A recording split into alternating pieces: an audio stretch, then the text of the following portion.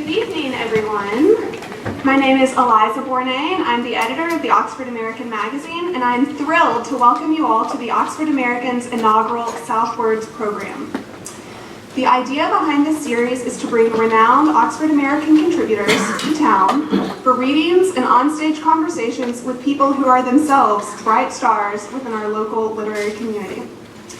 If you're here tonight, you're probably already familiar with our organization, but just in case, the Oxford American is a national nonprofit literary magazine with a focus on Southern culture, and we have recently celebrated a lot of milestones, like our 100th issue, our 25th anniversary, and our National Magazine Award in General Excellence. In addition to the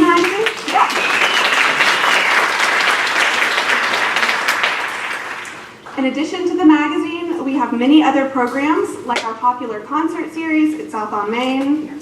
There's a show Thursday night, a Writers Fellowship and Intern Program, a brand new podcast, Point South, which just launched a couple of weeks ago and you should all subscribe to, and panels and literary events like Southwards.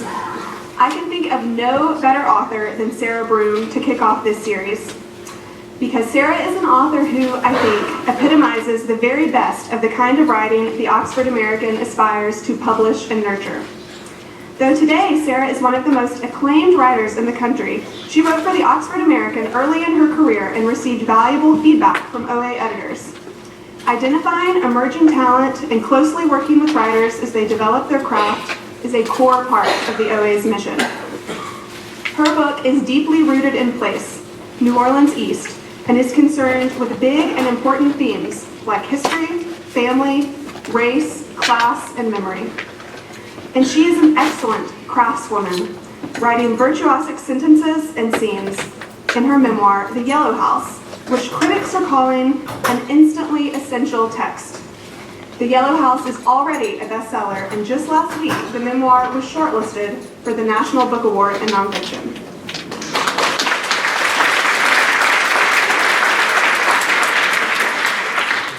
So we are very lucky to have the opportunity to spend an evening here with Sarah, and I have several partners to thank for making all of this possible.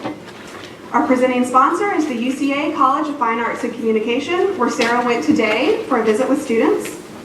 The reading series is presented in partnership with the Central Arkansas Library System's Six Bridges Book Festival. Additional season partners include the Clinton School of Public Service, Arkansas Arts Council, the Department of Arkansas Heritage, and Bill of You at SOMA. Thanks to all of our sponsors for supporting the literary arts in Little Rock.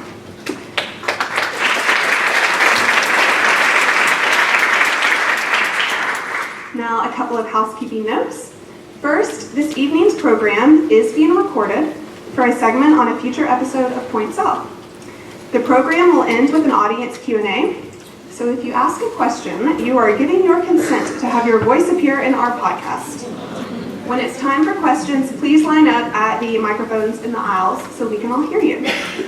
Second, copies of The Yellow House are available for purchase in the lobby, and Sarah will be happy to sign them. You can also buy an Oxford American subscription or a copy of the magazine or make a donation to support programs like this one. Third, if you enjoy this program, I hope you'll come back on November 19th to hear National Book Award winning graphic novelist Nate Powell and writer Van Jensen. When I pitched Southwards to authors and publicists trying to convince them to sign on for a new series, I promised that Little Rock would deliver a warm and appreciative audience. So thank you all for coming tonight and helping me deliver on that promise. Let's give Sarah a warm welcome.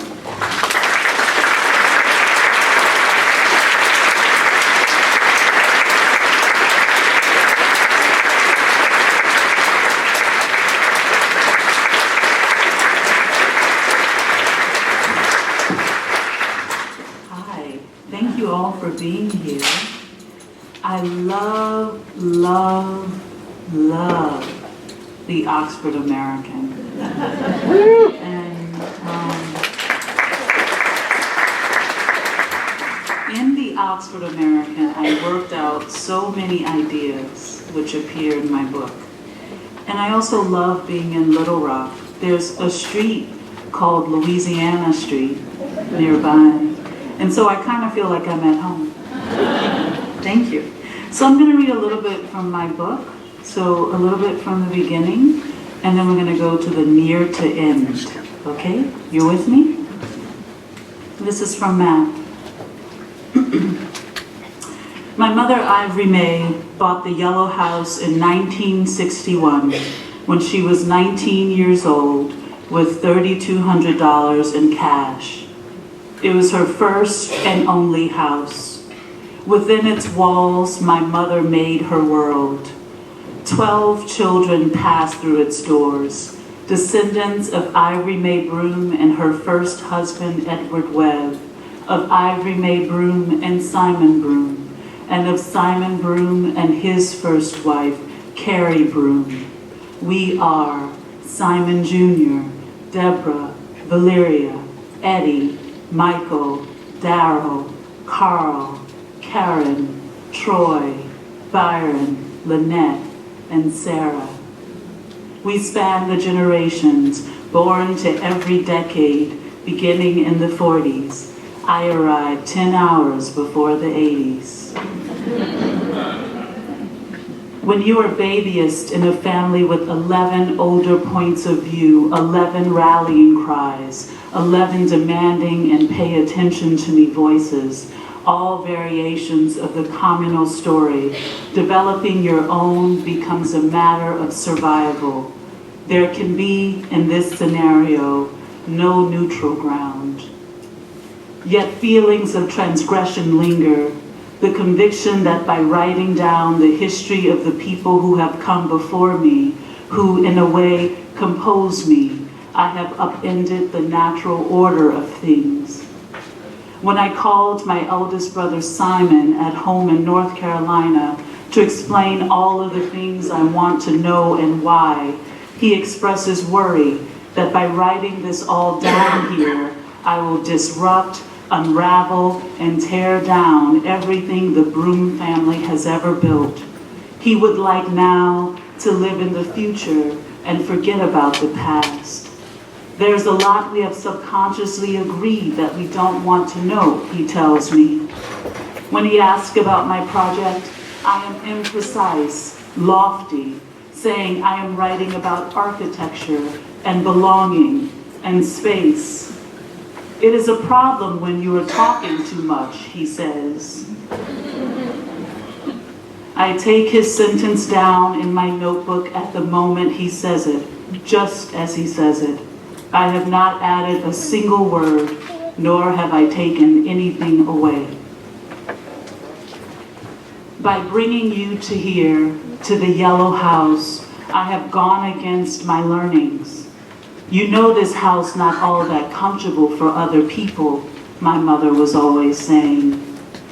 Before it was the yellow house, the only house I knew, it was a green house, the house my 11 siblings knew.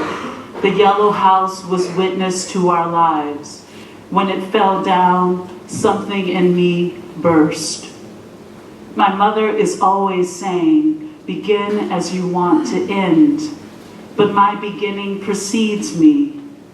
Absences allow us one power over them. They do not speak a word. We say of them what we want. Still they hover, pointing fingers at our backs. No place to go now, but into deep ground.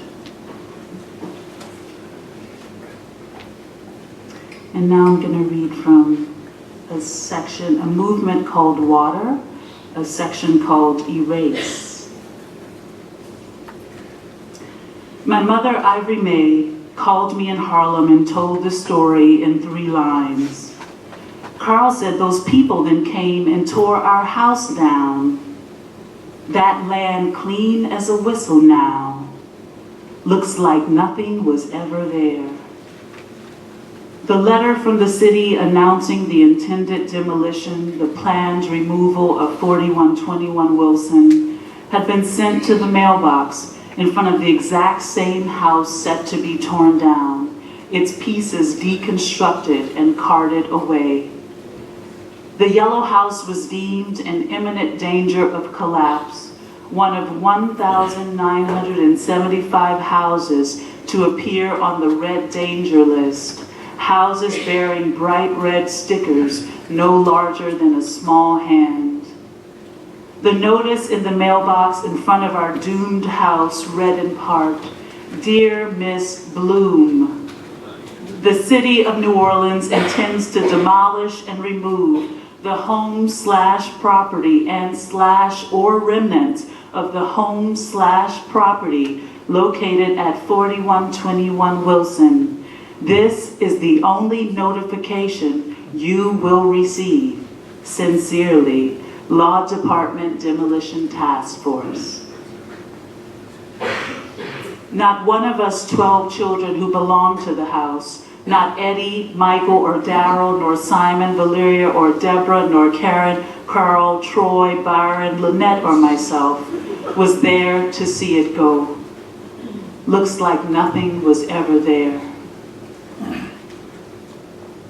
Perhaps there is a trick of logic that fails me now, but to deliver such notification to the doomed structure itself seems too easy a metaphor for much of what New Orleans represents. Blatant backwardness about the things that count. For what can an abandoned house receive by way of notification? And when basic services like sanitation and clean water were still lacking, why was there still mail delivery? But we were not the only ones. Lawsuits were filed against the city on behalf of houses that, unlike ours, stood in perfect condition when they were knocked down. There were sanctuaries, actual churches that deacons prepared to move back into, only to discover them gone. A newspaper article headlined, "New Orleans Wrecking Ball Levels Healthy Homes," asked the simplest, thus most profound questions, such as, how do you not inquire before you knock a place down? How do you not knock on the door first? During a later trip to New Orleans, I retrieved the file from City Hall that told the story of the demolition.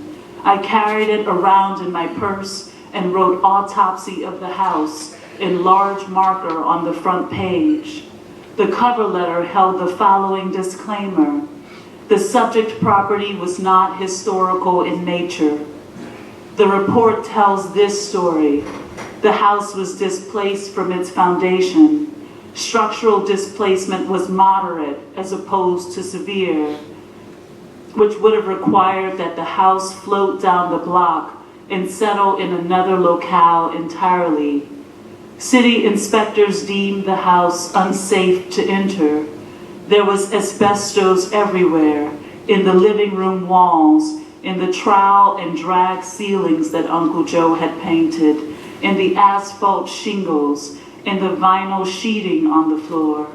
City inspectors noted that the left wall framing was severely racked. I called on an engineer friend and described the house, told her I was trying to learn from reading the autopsy which of the structural problems were waterborne and which were just the dilapidated house. An engineer would not use the word dilapidated to describe the house in its post-water state, she told me. Dilapidated is a judgment. From an engineering perspective, she explained, the house was stable after the hurricane. It just wasn't contained. All the cracks happened so that the house could resolve internally all of its pressures and stresses. Water entered New Orleans East before any place else. August 29, 2005, 4 in the morning. Water rose in the industrial canal, seeped through structurally compromised gates, flowed into eastern neighborhoods on both sides of the high-rise. But that was minor compared to the water that would come 2 hours later when a surge developed in the intracoastal waterway just behind the Yellow House, creating a funnel, the pressure of which overtopped New Orleans East levees, destroying them like molehills. Water rushed in from Almanassa Avenue over the train tracks and over the old road where I learned to drive through the junkyard that used to be Oak Haven Trailer Parks and into the alleyway behind the yellow house, which may have served as a speed bump. The water pushed out the walls that faced the yard between our house and Miss Octavia's house. The standing water that remained inside caused the sheetrock to swell. Water will find a way into anything, even into stone, if you give it enough time. In our case, the water found a way out through the split in the girls' room. Water has a perfect memory, Toni Morrison has said, and is forever trying to get back to where it was. The foundation of the yellow house was still on piers, beams supported by freestanding brick piles.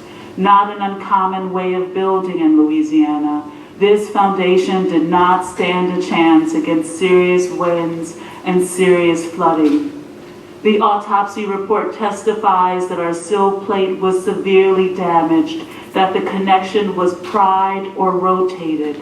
It could be said too, my engineer friend told me, speaking more metaphorically than she was comfortable with, that the house was not tethered to its foundation, that what held the house to its foundation of sill on piers, wood on bricks, was the weight of us all in the house, the weight of the house itself, the weight of our things in the house. This is the only explanation I want to accept.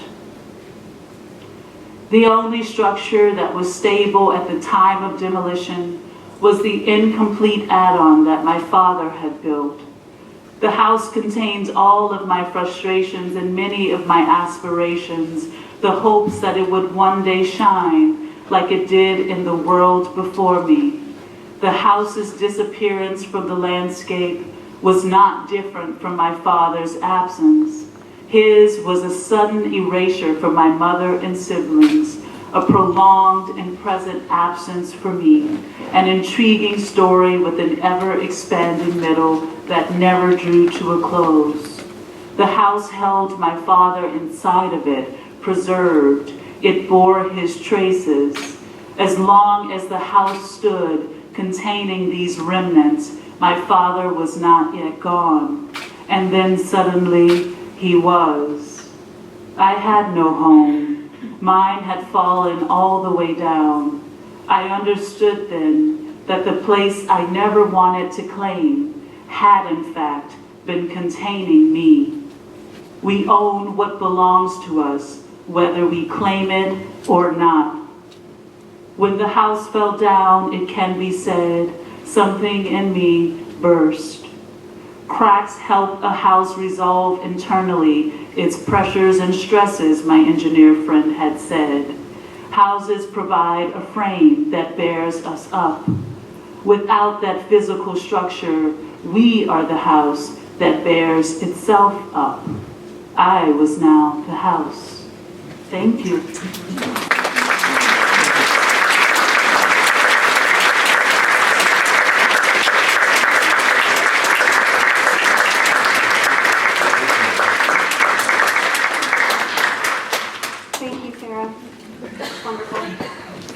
Joining Sarah now on stage is Katoya Ellis Fleming, the recipient of the 2019-2020 Oxford American Jeff Baskin Writers Fellowship.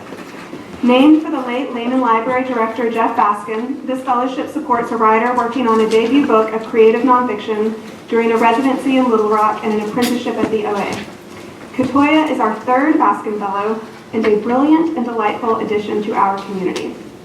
She is a Georgia native with a BA in English from Spelman College and an MFA in narrative nonfiction writing from the University of Georgia. Her work focuses on race and culture in the American South, and she is currently working on a biblio-memoir focusing on the novelist Frank Yerby. Please welcome Katoya.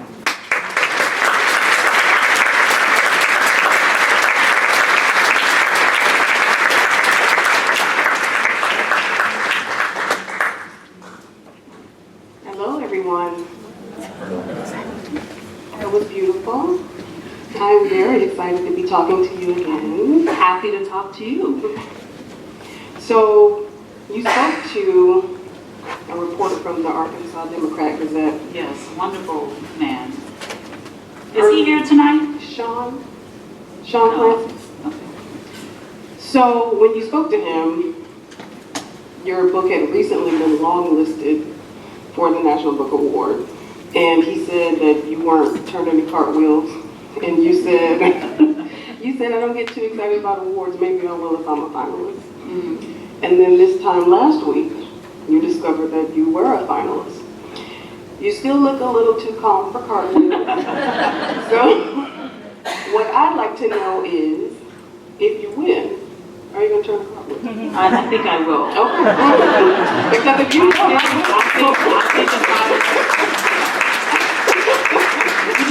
I don't want to be disappointed. Right. And I want to reframe what success means when you're a writer, Absolutely. which really to have told the story of my family feels like success to me. Absolutely. And so I want to sort of keep a certain perspective, but absolutely, if they call my name, then I will Holy Ghost dance all the way to the New York stage. As you should. You know? Okay, so to start, I would like to read a paraphrase, short paraphrase of Kiese Layman's review of your book. I saw his review prior to actually reading the book myself. And he says, every few years, a book comes along that teaches readers of memoir how to read and writers of memoir how to write. I will never write or read about family, longing, blackness, femininity, joy, and state-sanctioned terror the same way after sitting with this book. And I said, wow. And then That's what I said too. And then I read the book, and then I said, wow, because I agree with absolutely every word of that. And I think one of the reasons why The Yellow House really resonates with me is it's so ambitious and it's so brave that the word memoir almost doesn't seem to contain it. So my first question for you is it a memoir to you, or is it something else? It's many things to me. And you know, the tricky thing about the word memoir is when I was working on it, I wasn't writing anything in terms of genre. I obviously was writing nonfiction, and I think memoir is sort of a selling term, right? And it means a true story. But I think that I wrote a kind of autobiography of a house. I think I wrote a coming-of-age story. The book is really in some way about the creation of a writer, or a kind of writerly self. I think I made a kind of map of words, composed of words, which would tell someone how to find the place that I love and know best, but also gives the reader room to do their own work. And I just love this idea that in a way the writer is a cartographer, sort of mapping out a plane and a territory, and in a way staking a claim. And I really, to this day, am very obsessed with the idea of home and how tethered we are to actual land and ground, and how spiritual an experience that can be for many of us. So all of that feels like part of the book, and of course the book is reported and heavily researched. And so I wanted to bring my experience as a journalist to bear and think about how much fun would it be to interview all of my siblings and try to find a space within one single book where they can all sound like themselves. You know, and that became for me the play with language that happens. And it's done beautifully. So The Yellow House is part a portrait of a place, mm-hmm. a portrait of New Orleans. But you are from New Orleans East. Mm-hmm. So tell us a little bit about the distinction between New Orleans East and this sort of mythologized image of New Orleans that most people have. Well, New Orleans East is east of east of most of the places most people think of when they think of New Orleans. So east of the French Quarter and the Garden District. And what's important about the East is that to get there requires driving over a bridge we call the high rise, because the bridge runs over a man-made navigation channel called the Industrial Canal. And the Industrial Canal, which allows boats to get between Lake Pontchartrain and the Mississippi River more efficiently, bifurcated the eastern part of New Orleans from the rest of itself. So maybe many of you have heard about the Lower Ninth Ward. Well, New Orleans East is part of the Ninth Ward. New Orleans East is technically topographically lower than the Lower Ninth Ward. And the Lower Ninth Ward simply means that it's a little bit closer to the Industrial Canal than the rest of New Orleans East. But New Orleans East is interesting because it's massive. It's 40 to 50,000 acres. It's huge. If you mapped it well, it would take up an entire page, which is why I think it often goes unmapped. But then also, it doesn't have the sort of signifiers that one would expect in New Orleans, right? There are no streetcars running down the street, you know, you don't see people jogging in the neutral ground. You know, there are no beignet shops or coffee stations, definitely no random second lines happen, you know, no parades come Tell us through. what the neutral ground is. That might be some... The neutral ground? Yeah. Oh, so this is the middle of the ground, you know. It might be what we call the median, The right? median, Is that what yes, that is? yes, Okay. see? I just wanted The to make sure median, everybody the median is how we call neutral ground. And you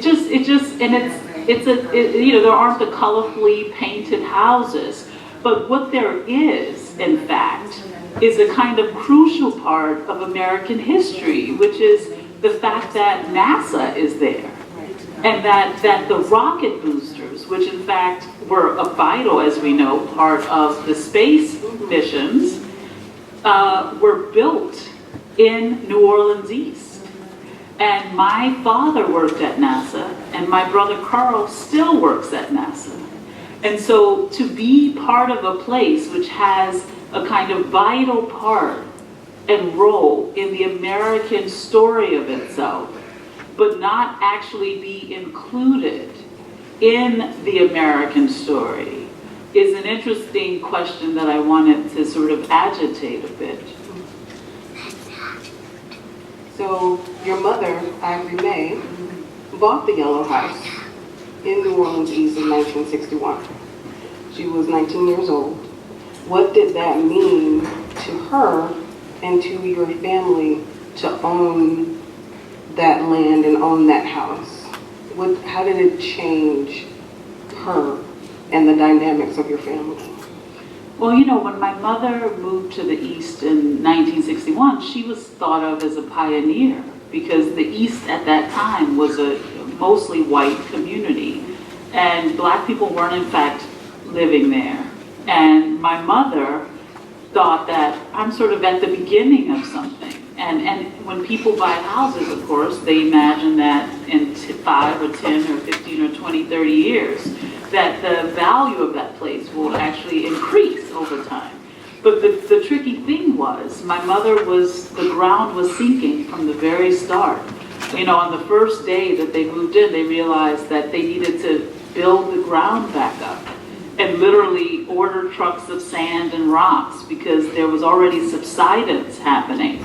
And so from the very beginning, my mother was essentially fighting against a way in which the soil itself was inadequate or in a way poisoned, right?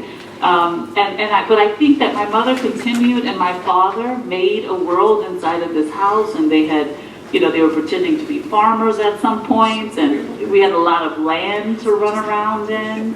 And this house was the joy of our lives, you know? It was the place we knew and the place we kind of grew into. And I think, you know, as happens often with places you love, you take them for granted. And I think we all felt this will always be here, You know, it'll always be a family house and the place that we could return to. Speaking of your mother, she has a very resonant voice in the book. In fact, her voice stands apart from everyone else's in the book. Her words are italicized, and it seems very much that she is the heart of this story for you. Is that accurate, or how would you describe her relationship to the story that you're trying to tell about the Yellow House? Well, I think of it as my mother speaking for herself. That my mother, who I think of as a kind of poet, you know, I really learned to love language and words vis-a-vis my mother. Just kind of the way she said words was always so interesting. Like instead of saying 9, like the number 9, she would say 9. Which I found so intriguing. So I remember as a kid sort of looking at her like, what are you saying exactly? And I think it was a game she played, because instead of saying like lasagna, she would say lasagne.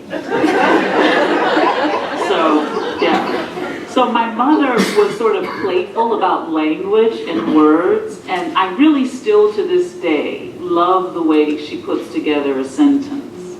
I think it's creative and poetic. And so I wanted to find, after I had interviewed her over the course of a year, asking her very hard questions, when I was transcribing the interviews, it dawned on me that in a way she held the key to the book, because she understood before me a very philosophical thing about the ways in which we could come, a house could stand in for us, and a house could sort of represent us if we let it. But that we were more than a house, than the physical house, right? We were beyond what a house could in fact represent. And so that way I thought, my mother is a poet, and this is her moment to speak. And she should speak not in concert with me, but she can contradict me, she can, like, you know, reveal things that I am too afraid to say.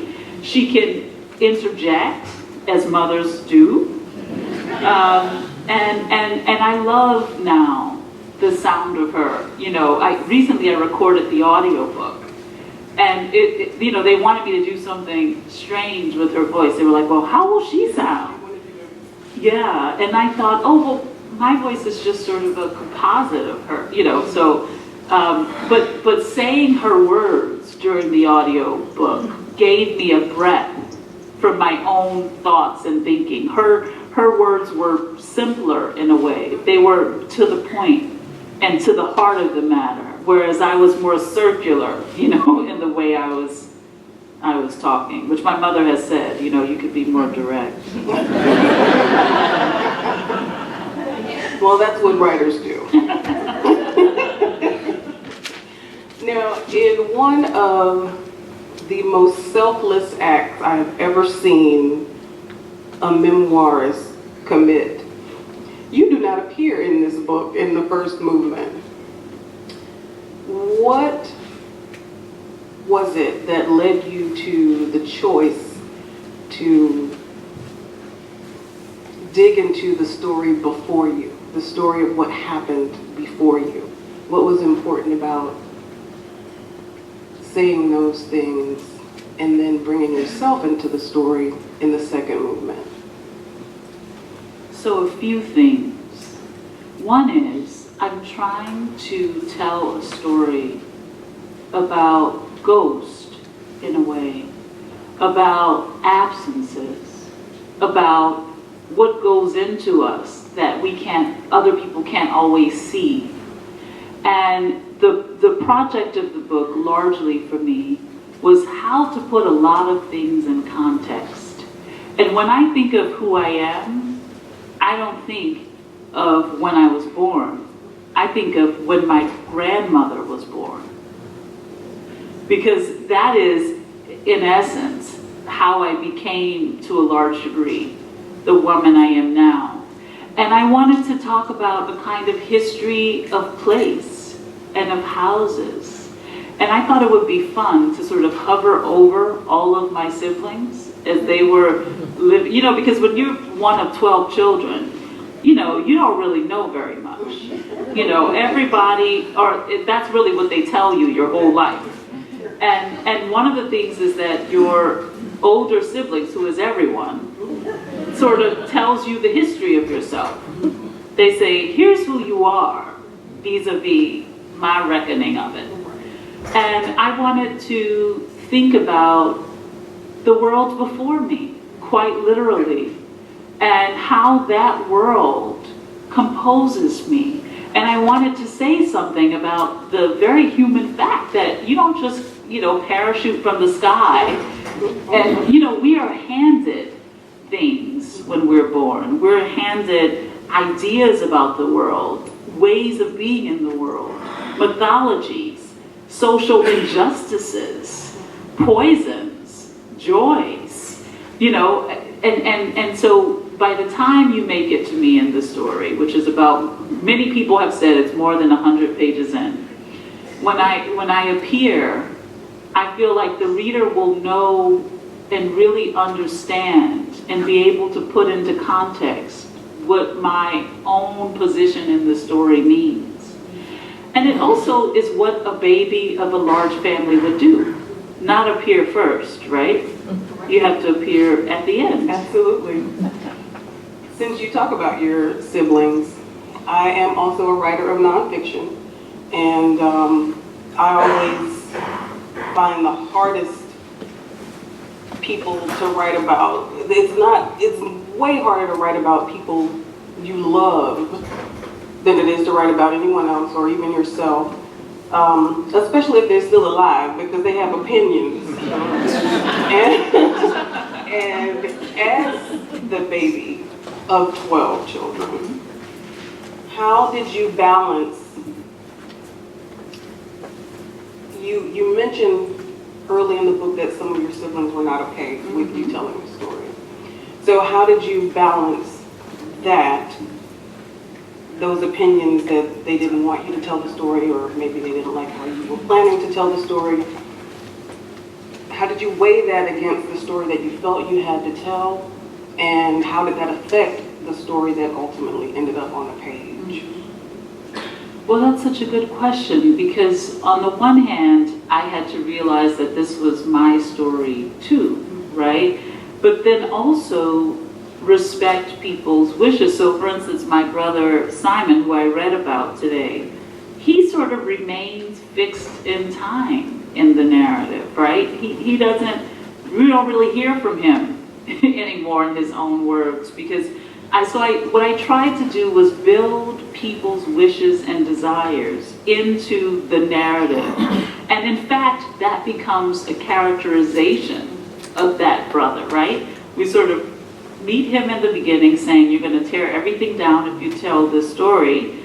And I make fun of it in a way, as baby sisters do, and say, okay, I wrote down exactly what you said and didn't change it. But then he doesn't become more, right? He stays very fixed, which is, I think, a way for me to talk about what I think is important when telling the lives of people, which is to have arcs, to be able to see people grow, to know that in the beginning of the story, my brother Daryl, for instance, is one way, but he evolves over time and becomes something else, which is life. And that for me was the opposite of hagiography. It's a way of exceeding what often happens when we read about families, right? Which is that everyone is sort of cloaked in this fantasy of who they might have been versus who they are. And I think my family now, they're still reacting in various ways to the book, and they, some of them say they're highlighting their names and only reading their sections, which I tell them is not how you should read a book. But I think that now they see that the story in a way exceeds them. That it's about them and it's who they are, but it's also bigger than them. Right. Okay. So you trace your family's history back 100 years. Was that accurate? And so you have this neighborhood that's full of the people who make up your life at a certain point. And you have conflicting feelings about the Yellow House for a long time, and then the hurricane. What did Hurricane Katrina do to, how did Hurricane Katrina change your feeling about home, what home is, what home means? Because it nearly destroyed the house, and then the city demolished it, and now it's gone. What does that mean about what home is, and did it change your mind about the way you felt about the house before all the damage? Well, I think because Katrina for me is less interesting than the overall, what it wiped away, all the things that erased from the landscape, and the way in which we were all searching like foreigners in a new world for the landmarks of our former lives. And it wasn't just me and my family. It was so many people we knew who just didn't recognize things anymore and were saying, well, was that the bank before? Was that, really the land, if you can imagine a landscape being so deformed. And because, I say that I experience absence more profoundly than presence, right? Which is a thing I'm not entirely proud of. Because of that, when the house was, when it was sort of limping and still there, I thought, oh, well, it'll come back, we'll do the work over time. I think when it was demolished, I started to mourn, right, everything that it used to be. I could see more clearly, which is what grief strangely does often. I could see more clearly everything that I had been taken for granted. And I had a more sensual relationship to the place than I had when it was actually there. Suddenly I could remember what a room made me feel, or how the house could make me feel unsafe, like it wasn't doing its job, which led me to think about how houses can sometimes fail to contain us as places, And so the storm reset something for all of us, because suddenly my family was very fragmented, and we weren't together in the same way. And even to this day, many of my siblings have never returned. That makes me want to ask about Carl. And I could talk to you forever, but I want to open up for audience questions in just a few minutes. So tell me a little bit about Carl, and then I'll ask you one last question, and then I'll open it up for audience Q&A, if that's okay. So Carl is one of my brothers. I can't say my favorite, right? Because this is getting recorded. I feel like that's what I heard you say. But I admire and love Carl a lot, because he is a very quiet but attentive human, and he's quite philosophical about the world. He also hates technology, which I love about him. So only recently has he gotten, in the book I write that he doesn't know how to operate his newly bought cell phone. He only recently got a cell phone. And everyone who calls him is on speakerphone, because he can't figure out how. So if you call him, you and everyone else around him are on the phone together. And Carl was, as a character in the book, because even if it's nonfiction, right, I'm creating, it's a composed thing, and these people become characters in order for me to write them in a compelling way. I mean, if I'm just writing about my mother, this is going to be an impossibility. I have to write about a woman called Ivory May, who bought this house when she was, 18, And so Carl was, for me, the character of Maroon. Do you guys know the Maroon story? The Maroons were, in Louisiana particularly, self-sufficient communities, mostly of color, who made their home in the cypress swamps. And they harvested cypress, but lived in the swamp, and then came out of the swamp only to sell, to sell the cypress, which they had, it comes from under the water, as a kind of industry and business. And they would make their money and then go back into the cypress swamp. It's a fascinating story. Read about the Maroons if you can. And Carl reminded me of that because he lives in this very isolated part of New Orleans and really loves it there. And when I visit him, it feels like we're in, Timbuktu or something. Frogs are croaking loudly and there are no street lights. But he also is someone who loves the land with all of his heart. And after the house was demolished, Carl showed up every single day after work for, 5,000 days or something. And just sort of was a watchman, a sentinel, holding court, having his friends over, drinking a beer or two together. He was making this empty plot of land where our house used to be a place again. Which it just makes me love him so much. Made me love him as a character. You use the word sentinel actually in the text when you talk about him, and that's exactly what he was. He guarded the house while it was there. He guarded the land when the house was gone. And he still goes there, even though we no longer own the land. He still goes there. Does he? Looks around and tends to it in a way. I am going to ask my last question, and then we're going to ask audience members if you have questions that you go to the microphones in the aisles. But my last question for you is, so when I finished the book, when I closed it, read the last word, closed the cover, what I do when I have had an especially profound experience with a book is I immediately sort of scribble my thoughts to encapsulate what that feeling was at the time. I have that piece of paper. I'm not going to try to read from it. No, I'm going to tell you what it says, but I can't see it. So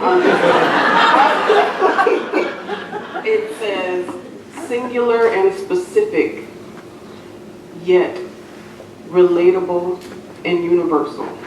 How did she do that? And that's broad, so I'm not going to make that my question, but my question is, what did you intend for readers to get from The Yellow House? Ooh. She's good questions, right? Many things, but I think because I'm someone who really wants deeply, I want to connect. That's my the thing I desire most. And I thought, who of us has not grown up in or been in a house or a place that we loved or a place that we were attached to? And I wanted to just create a sort of chorus of people who came to my yellow house, but really were reminded of their yellow house and of their family, and to sort of create this conversation about home and place, and to also interrogate what it means when we go and visit places in a very sort of prescribed way, and what it means that for many of us, when I come to a city, I see one specific slice of that city, and I really wanted to say to the reader, but there's so much more, but there's so much more, and why do we miss it? And so to ask the question, because the question for me is enough. Thank you so much. Thank you.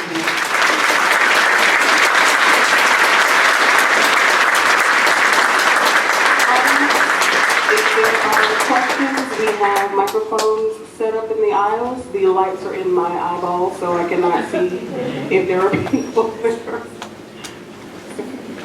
Hi. I'm going to throw a quick question and a longer question. Does Carl still mow the lawn, even though you don't own it anymore? No, he doesn't. He does not mow the lawn. Look, he's drawing a line. Okay. You call it 4 movements. I just wanted to ask you to expound on that, why you chose that nomenclature and that structure and what all you see going into that. So the movements were, for me, the kind of architecture of the work. It's, I was writing about a house, and I knew very early on that the book needed an architecture, the way a house would. And I wanted to think a lot about how the reader moves through the work, and what's the first thing the reader sees, and where they sit, and what comes into focus, and what recedes, and what sounds they hear, and all of that, right? And the thing that movements allowed me to do, thinking musically, thinking symphonically, was that, within a certain movement, we could have such variation of tone and pace and rhythm, but the movement could still feel very contained. So you could theoretically read each movement alone, but the book would make the most sense if you read it all the way through, and it would sort of have a crescendo moment, right? That moment we all know, where everything builds and the symphony goes crazy, right? But it all adds up to this wonderful thing. So I wanted to talk about all the motion in the book, and I wanted to embed musically in the book an idea which, language is really place, and structure is also. And so I wanted to embed musicality in the structure itself, which is a kind of way of expressing what it feels like for me to be from New Orleans, but not go around in the book going, I'm musical because I'm from New Orleans and music matters in New Orleans, but to actually have that embedded in the form itself. You know what I mean? So the movements, there's so much movement in the book because there's a lot of forced displacement and migration. There's also my movement back and away from New Orleans and what it all means. And then there's the musicality of it as a kind of piece working together.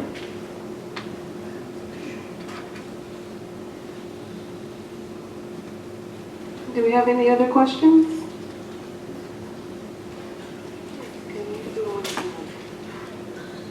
Well, I have another question. Now There's a woman coming. Oh. So are you building a different edition or a different version of the Yellow House that you are the first movement of? I like this question.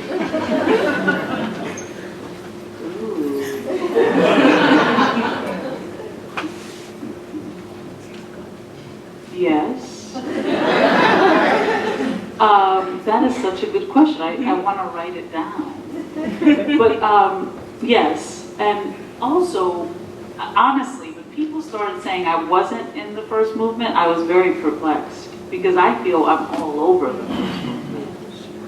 Well, you're the narrator. I'm omniscient. Right. But which is so much fun. You're God. But I am there.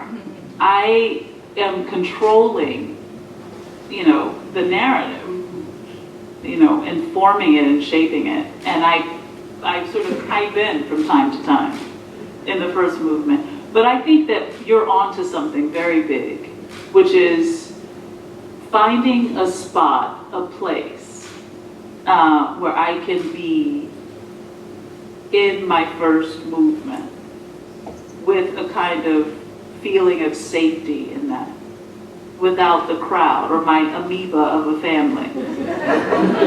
And this comes up for me because I actually have a little tiny yellow house in New Orleans. And I never thought that I wanted a yellow house. That was like the opposite of what I thought I ever wanted.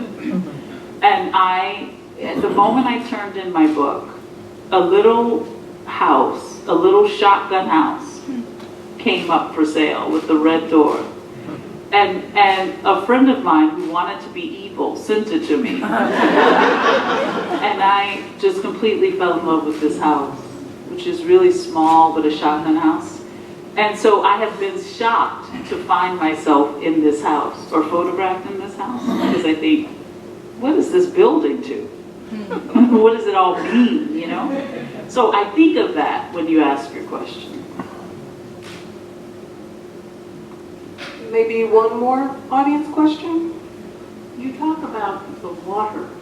You don't talk about the hurricane. Is there any reason that you always refer to it as the water rather than the hurricane? Yes. And it's because, for a few reasons, but the main one is my frustration with the way in which people actually don't understand what happened.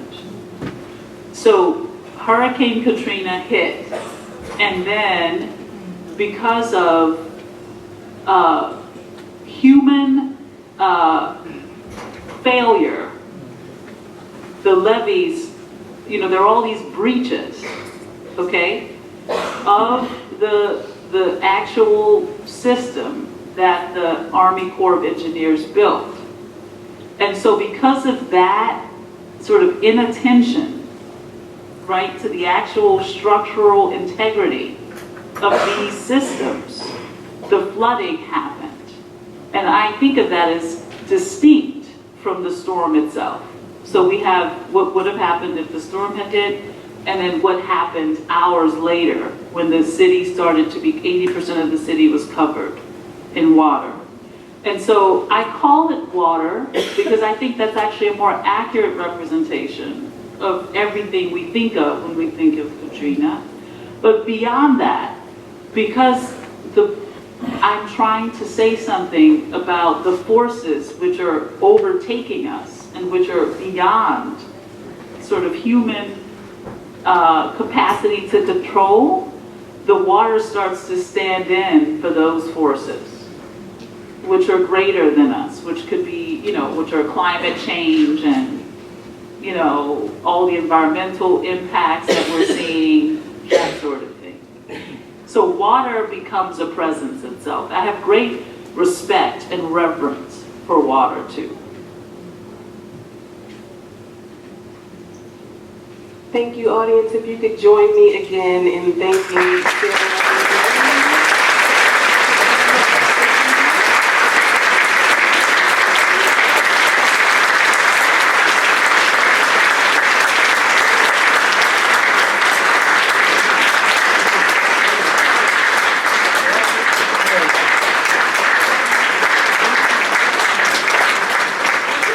The Yellow House is available for purchase in the vestibule, so if you would like to meet Sarah, purchase the book, or get your copy